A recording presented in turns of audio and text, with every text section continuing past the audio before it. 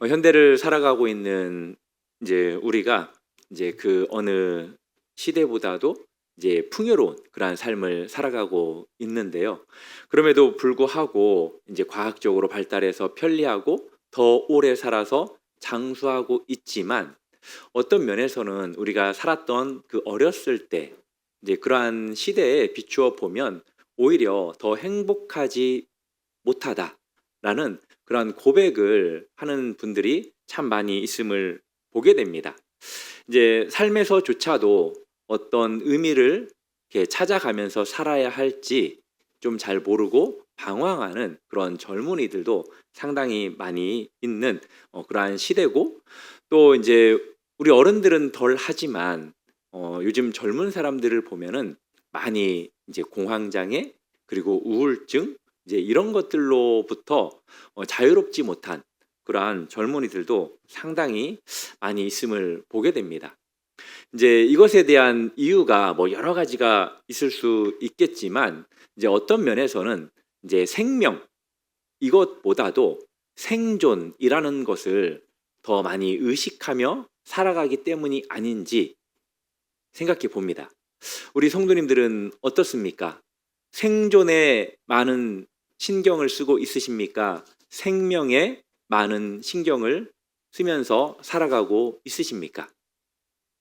생명보다도 생존에 가깝지 않나라고 생각하는데요. 이제 저도 마찬가지인 것 같아요. 이제 하루하루 살면서 어떻게 생존해야 하는가, 이제 이것으로부터 자유롭지 못한데, 오늘 읽었던 이제 본문의 말씀, 특별히 이제 요한복음 안에서 우리가 참된 생명, 특별히 풍성한 생명에 대해서 좀 살펴보려고 합니다.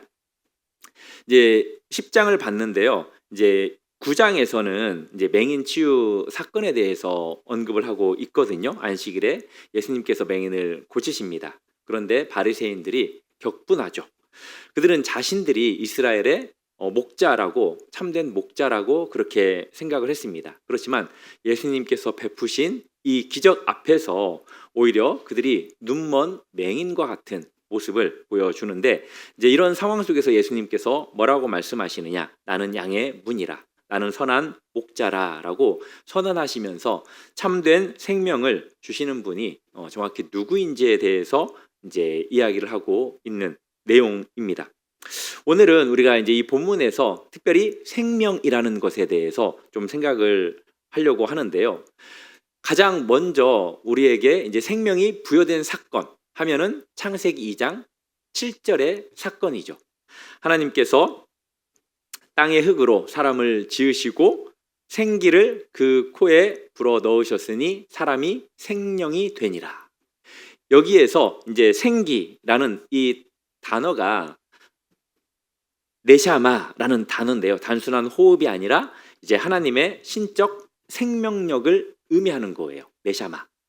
이제 인간의 생명이 그런 면에서 어디서부터 왔다는 거죠? 하나님으로부터 왔다는 거거든요.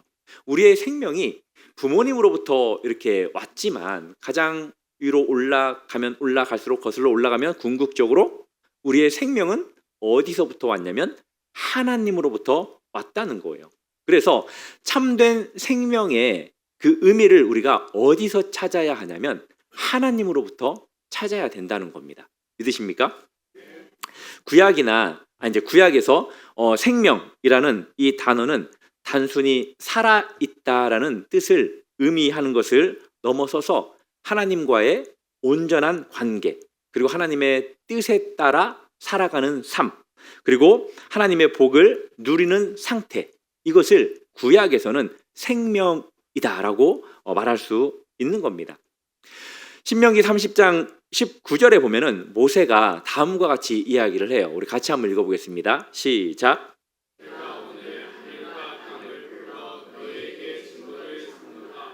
내가 생명과 사망과 복과 저주를 내 앞에 두었은즉 너와 내 자손이 살기 위하여 생명을 택하고. 아멘. 이 19절 하반절에 보면은 너와 내 자손이 살기 위하여 무엇을 택하라고 말씀하냐면 생명을 택하라고 말씀합니다. 이것은 단순히 뭐 죽지 않는 것을 선택해야 된다라는 그 말이 아니라는 걸 아시겠죠? 느껴지죠? 이 말이 무엇이냐면 하나님과의 관계를 선택하라는 거예요. 여기서 생명을 택하라는 것은 하나님의 또 말씀에 순종하는 삶을 선택하라는 것. 이제 그것을 의미하는 거거든요. 솔직히 이제 세상이 추구하는 생명에 대해서 간단하게 생각을 해보자면 어떤 것들이 있습니까? 가장 기본적으로는 오래 사는 것, 장수하는 것, 뭐 건강하게 지내는 것. 이제 이것이 가장 기본이죠. 이제 그 다음에는 더 많이 가지는 것, 부나 명예나 권력이나, 그리고 더 많은 것들을 즐기는 것, 이제 쾌락, 경험, 자유, 그리고 더 많이 인정받는 것, 뭐 좋아요, 구독, 뭐 사회적 지위, 이제 이런 것들, 이런 것들이 세상에서 말하는 이제 생명이라고 볼 수 있는데, 솔직히 여기에서 사용된 이 생명이라는 것은 우리가 생명하면은 어떤 그 단어로 기억을 하냐면 보편적으로 조회라는 단어로 아마 들어보셨죠? 조회. 노예, 누에 말고 조회라는 것이 이제 생명이라는 건데, 이제 영원한 생명, 존재로서의 생명이고, 또 하나는 비오스라는 단어예요. 이제 비오스라는 단어는 이제 물리적인 이제 그러한 삶을 의미하는 건데, 삶의 방식, 인생, 생애, 이제 이런 것들을 의미하는데, 방금 이야기했던 세상이 추구하는 생명, 오래 사는 것, 많이 가지는 것, 즐기는 것, 그리고 인정받는 것, 이 모든 것들은 조회와 관련된 그 단어가 아니라 비오스라는 단어와 관련이 되어 있습니다. 이제 생물학적이고 또 일시적인 삶의 범주 안에 들어가는 것들이에요. 일시적이다라는 것은 영원하지 않다는 거고, 결국 사라진다는 거죠. 특별히 죽음 앞에서 무력하다라는 것을 의미해요. 예수님께서는 우리에게 이 생명, 이 조회를 말씀하시는데 영원한 생명에 대해서 말씀을 하고 있는 것입니다. 단순히 뭐 생명의 연장, 이것을 넘어서서 질적으로 완전히 차원이 다른 생명에 대해서 말씀을 하시는데, 그 생명에 우리가 들어가야 되거든요. 그러니까 예수님께서 당신을 뭐라고 말씀하시죠? 나는 양의 문이다라고 말씀을 하십니다. 이제 우리가 뭐 잘 알죠. 뭐 지금 시대에는 양을 우리가 키우고 있진 않지만, 이제 고대 근동의 양을 키우는 양식에 대해서는 우리가 많이 들었습니다. 이제 돌담으로 이루어진, 이제 울타리로 이루어진 우리가 있고요. 이제 문은 열려 있어요. 그 문 앞에 이제 이 밤이 되면 목자가 거기에 몸을 눕혀서 양들을 이제 보호하거든요. 양들이 밖에서 풀을 뜯고 결국 우리 안에 들어갈 때는 이 목자를 다 통과해야 우리 안에 들어가요. 가끔씩 영상에도 그런 장면이 보일 텐데, 예수님은 당신이 문이라고 하시면서 참된 생명의 유일한 통로라고 말씀을 하고 계시는 거죠. 사랑하는 성도 여러분, 참된 생명의 길이 오직 예수 그리스도 한 길밖에 없음을 믿으시기를 바랍니다. 참 너무나 비근한 예예요. 너무나 쉬운 예예요. 서울에 올라오는 길은 지방에서 여러 길이 있지만 천국에 가는 길은 딱 하나밖에 없어요. 절대 다른 곳에 없어요. 다른 곳을 통해서 천국 문에 들어가려고 다른 데 가지 않기를 주님의 이름으로 바라겠습니다. 정말 내가 성경이 궁금하다 그러면은 교육자들한테도 물어보시고 또 장로님들한테도 물어보셔서 다른 데 가서 성경 공부하지 않기를 바랍니다. 거기에서 배우는 성경 공부는 성경 공부가 아니에요. 우리가 이제 오늘 살펴볼 이 말씀 가운데 8절에는 절도와 강도 이야기가 나는데, 이제 이야기가 나오는데 백성들을 착취하는 종교 지도자들, 거짓 메시아들을 의미하는 거예요. 주님 앞에 왔던 모든 그 사람들도 다 강도고 도둑이라는 거죠. 이제 우리가 좀 오늘 더 깊이 살펴볼 단어는 이제 10절의 말씀인데요. 10절에 보면은 내가 온 것은 양들로 하여금 생명을 얻게 하고 더 풍성히 얻게 하려는 것이라. 여기에서 보면은 더 풍성이라는 단어가 있습니다. 더 풍성이라는 이 단어는 페리손이라는 단어인데요. 넘치도록, 풍부하게, 초과하여, 라는 이제 의미를 가지고 있어요. 이제 방금 전에 이야기했던 생명, 조회라는 이 단어하고 이제 결합된 표현이거든요. 그래서 단순한 생존을 넘어서서 차원 높은 그러한 생명을 가리키는 단어가 바로 더 풍성이라는 단어가 가지고 있는 의미입니다. 그렇다면 이제 예수님께서 말하는 생명이 뭐냐? 예수님께서 말하는 생명이 정확히 무엇인지가 오늘 키포인트이기도 합니다. 예수님께서 당신을 나는 뭐뭐다, 뭐뭐이다 라고 요한복음에 몇 번 언급을 하셨죠? 네, 몇 번 언급을 했습니다. 그런데 그 언급한 것 가운데 나는 생명이다 라는 말씀을 하셨을까요? 안 하셨을까요? 하셨어요. 예수님께서는 나는 곧 길이요 진리요 생명이다 라고 말씀하셨습니다. 그러니까 예수님께서 생명 자체라는 거예요. 믿으십니까? 요한복음 11장 25절에서도 나는 부활이요 생명이니 나를 믿는 자는 죽어도 살겠고 라고 했어요. 그러니까 생명이라는 것은 어떤 것이 아니라 어떤 분이라는 거예요. 우리가 기억해야 될 것은 내가 생각하는 생명, 이 생명은 어떤 것이 아니라 어떤 분, 이걸로 기억을 해야 돼요. 그런데 그 어떤 분은 어떤 분이에요? 예수님이에요. 사랑하는 성도 여러분, 예수님이 진짜 생명이십니다. 그래서 존 칼빈은 이런 말씀을 했습니다. 같이 읽어볼까요? 시작.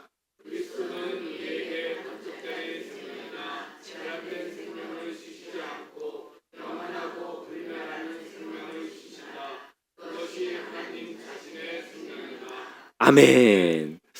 예수님께서, 하나님께서 우리에게 생명을 주시는데 반쪽짜리도 아니고 제한된 것도 아니고 완전한, 그리고 영원한, 불멸한 생명을 주셨는데 바로 당신을 우리에게 주신 거예요. 저와 우리 성도님들의 마음 가운데, 심령 가운데 영원한 생명이 계심을 믿으시기를 바랍니다. 그분은 누구십니까? 예수 그리스도, 성령 하나님이 우리 안에 계시는 거예요. 그런데 예수님이 이제 가르쳐주는 그 세상의 원리는 세상 것과, 생명의 원리는 세상 것과 정반대잖아요. 세상에서 이런 이야기를 하죠. 살려고 한다면 산다. 그런데 예수님께서는, 복음은 뭐라고 이야기를 합니까? 죽어야 산다. 참 역설이죠. 그리고 또 세상은 가져야 풍요롭다라고 이야기를 해요. 그런데 예수님과 복음은 뭐라고 말합니까? 나누어야 풍성하다고 이야기를 하죠. 그리고 마지막으로 세상은 강해야 이긴다고 해요. 그런데 예수님은, 복음은 뭐라고 말합니까? 약할 때 강하다. 참 이게 얼마나 역설입니까?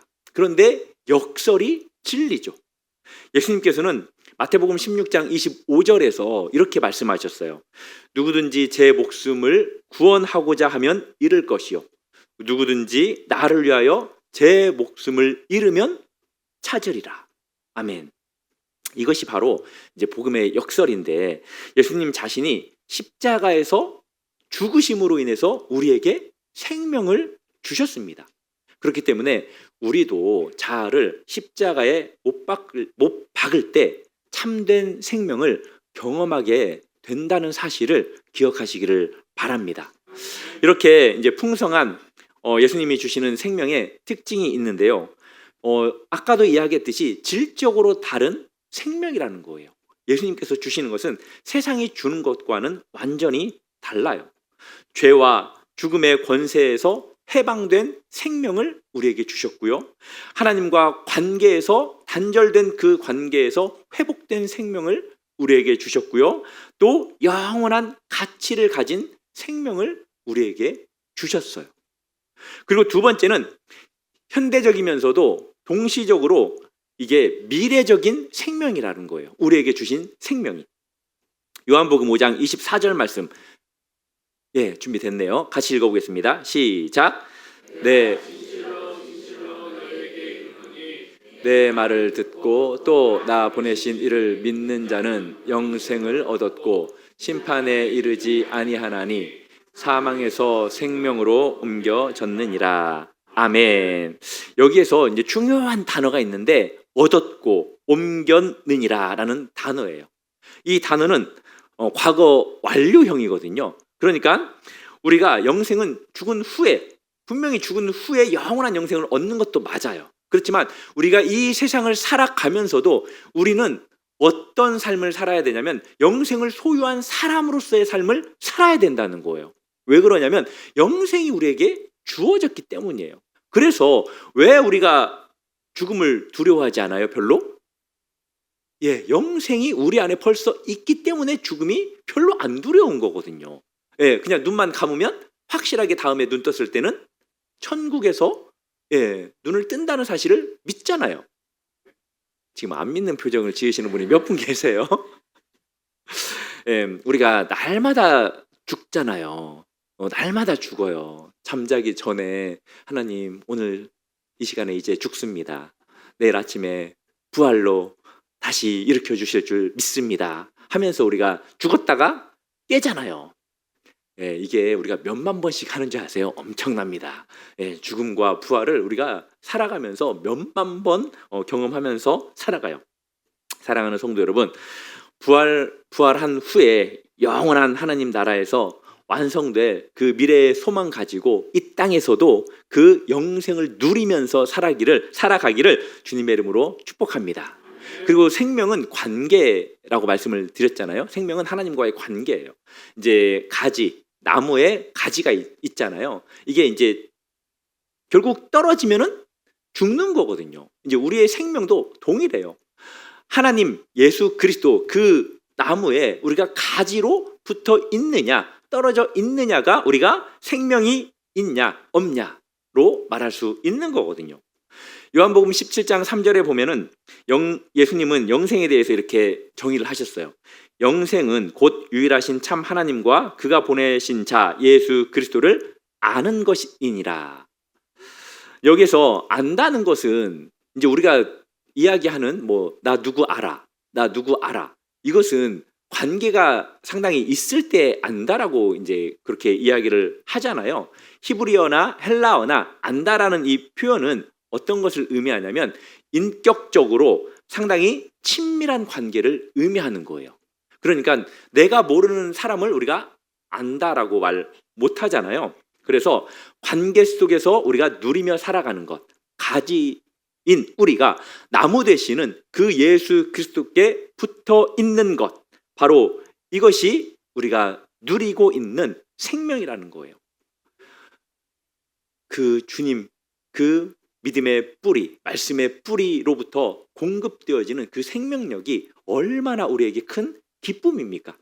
참 오늘은 다른 그 어떤 시간보다도 사도신경 전능한 사천지를 만드신 딱 이 고백을 하는데 은혜가 되더라고요.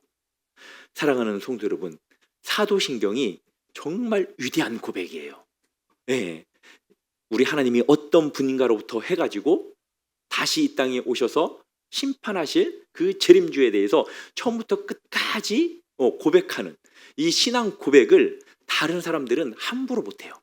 특별히 믿지 않는 사람들은 산자와 죽은 자를 심판하러 오시리라, 이런 고백을 못한대요. 네, 이 간증은 나중에 기회가 되면 하도록 하겠습니다. 자, 그러면 이 풍성한 생명의 실제가 어떻게 나타나야 하느냐? 빛으로 나타나야 돼요. 생명은 무엇이니까? 우리 그 금요일 날 보셨죠? 이거 사람들의 빛이라. 갑자기 가사가 살짝 생각이 안 나네요. 예수님께서도 뭐라고 말씀하셨습니까? 나는 세상의 빛이다 라고 분명히 말씀하셨어요. 그래서 우리 마음 가운데 무엇이 있냐면 다 생명의 빛이 있어요. 여기서 말하는 시옷도 아니고요, 지읒도 아니고요, 치읒입니다. 생명의 빛이 있는데 이 생명의 빛은 우리의 방향, 그리고 우리에게 지혜를 주는 거잖아요. 어둠 속에서 길을 잃고 헤매던 인생이 명확한 목적과 방향을 향해서 나아갈 수 있게끔 빛을 줘요. 특별히 우리 젊은이들에게는 진로와 꿈과 같은 그 참된 방향성을 우리 하나님께서 말씀의 빛, 생명의 빛을 통해서 주시고요. 중년층에게는 이제 성취를 이루고 나면은 약간 찾아오는 그 공허함들 있잖아요. 이 공허함들을 생명의 빛으로 만족감으로 우리 하나님께서 채워 주시는 거죠. 그리고 이제 나이가 좀 많이 드신 우리 어르신들에게는 육체적 노화 속에서도 변하지 않는 영원한 천국 소망을 빛으로 말씀으로 우리에게 제공해 주십니다. 그리고 이 풍성한 생명의 실체가 무엇으로 우리에게 또 주어지냐면은 만족과 평화로 주어져요. 우리가 이 세상 그 어떤 것들로 만족을 누릴 수 있습니까? 살짝 채워지는 것 같지만 금세 빠져나가지만 예수 그리스도를 우리 마음 가운데 채우면 어떻습니까?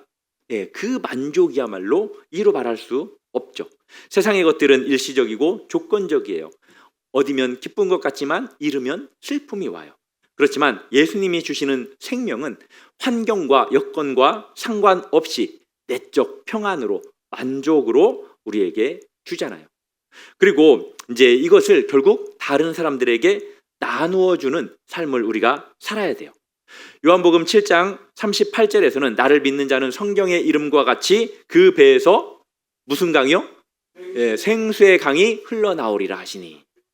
사랑하는 성도 여러분, 우리 성도님들은 저수지가 아니라 샘물이 되기를 바랍니다. 저수지가 지금 더 좋은데 뭔 샘물이라고 지금 생각하시는 분들 있겠지만 저수지라고 쓴 이 용어는 이제 좀 자기가 담아 놓는다는 의미잖아요. 뭐 언젠가는 내가 열어주면 되지. 사람은 쉽게 안 열어줘요. 우리가 샘물이 돼야 돼요. 그냥 계속해서 솟아나는 그 샘물, 가둬놓을 수 없는 그 샘물, 흘러 보낼 수밖에 없는 그 샘물이 되시기를 주님의 이름으로 축복합니다. 그리고 이제 예수님께서는 우리가 이제 지난 주 이제 3주 전이죠. 복음 그리고 이제 용서라는 이제 좀 그러한 주제에 대해서 저희가 말씀을 나눴는데요. 결국 이 모든 것들이 가리키는 것은 무엇입니까? 생명이에요. 생명. 생명만큼 중요한 게 없거든요. 그래서 우리가 예수님을 생명의 문으로 인정을 해야 돼요. 다른 분, 성공의 분, 그리고 물질의 분, 뭐 인정이라는 분, 뭐 이런 것들을 통해서 우리가 생명을 찾는 것이 아니라 다시 한번 예수님을 생명의 문으로 인정하시고 또 하나님과의 관계를 최우선으로 두십시오. 하나님과의 관계가 틀어지면 다른 것들도 다 틀어져요. 기준은 하나님이에요. 하나님. 예수 그리스도, 성령님과의 그 온전한 관계에 우선순위를 두시기 바랍니다. 지금 이 자리에 계신 분들은 너무나 잘하고 계세요. 참 잔소리를 할 필요가 없어요. 들어야 될 사람은 안 듣고 안 들어도 되는 사람들은 듣는 이 아이러니. 그렇지만 우리가 계속 잘 듣고 하나님이 더 기뻐하는 삶을 살아가는 저와 우리 성도님들 되기를 바랍니다. 말씀, 기도, 예배 이것이 관계 맺는 가장 유일한 방법이거든요. 그리고 이제 아까도 이야기했지만 이제 공동체 안에서 사랑하고 섬기고 격려하고 함께 성장해 나가는 우리 교회가 되었으면 좋겠습니다. 생명은 나눠야 되거든요. 그래서 우리가 먼저 풍성히 나누고 그 풍성함의 모습을 보고 다른 사람들도 이제 새로운 방문객들이 오늘 몇 명인지 아세요? 등록하지 않은 사람들이 오늘 21명이에요. 21명. 참 놀랄 놀자죠. 그분들이 결국 제 메시지가 은혜가 돼서 등록하면 좋겠지만 제가 말씀드렸죠. 메시지의 영향력은 25%인가 밖에 안 된다고. 우리 성도님들의 사랑하는 모습들, 신앙생활하는 모습들, 결국 이 모습을 보고 방문객들이 등록을 한다는 사실을 기억하시고 모든 핑계와 화살은 저한테 돌리지 마시고 저도 최선을 다하도록 할 테니까 우리 성도님들도 그렇게 주님 안에서 새로운 성도님들을 이렇게 잘 맞이해 주시기를 바라겠습니다. 그래서 이제 또 이 주변까지도 정신 사랑의 교회가 주님 안에 있는 그 생명을 참 아름답게 나눠주는, 저곳에는 빛이 있다라고 그들이 느끼고 우리 교회를 통해서 예수 그리스도를 발견하고 구원에 이를 수 있는 일에 우리가 함께 쓰임받기를 바랍니다. 말씀을 맺겠습니다. 풍성한 생명은 우리의 노력이 아닌 예수 그리스도 자신이에요. 예수님께서 십자가에서 죽으시고 부활하심으로 우리에게 영원한 생명을 주셨습니다. 그 예수 그리스도와 연합하여서 그분 안에서 참된 생명의 그 삶을 아름답게 더 풍성하게 누리시는 저와 우리 성도님들 되기를 주님의 이름으로 축복합니다.